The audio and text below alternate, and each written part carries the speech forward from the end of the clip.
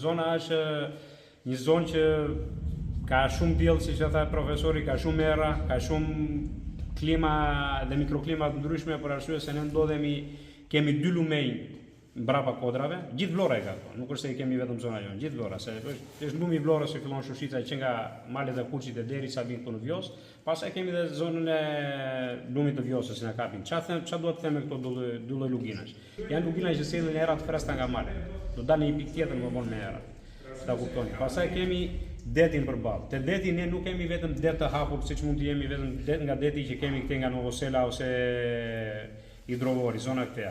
Që jemi direkt në lidhje me detin. Po kemi e para punës kemi kriporen që bën një mikroklim të saj, domethënë se ka 1500-1600 hektar kripore. Edhe kjo sasi hektarësh arrin që të bëjë një mikroklim të vogël.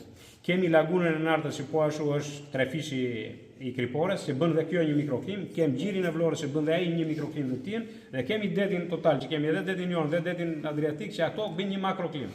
Gjitha këto mikroklima dhe makroklima që kemi këtu, duke bërë bashkë me 2 erra që na vinë nga malet, krijojnë një klim shumë të favorshme për të arritur një cilësi shumë të lartë rushi. Do të thotë që kemi një cilësi të lartë vere.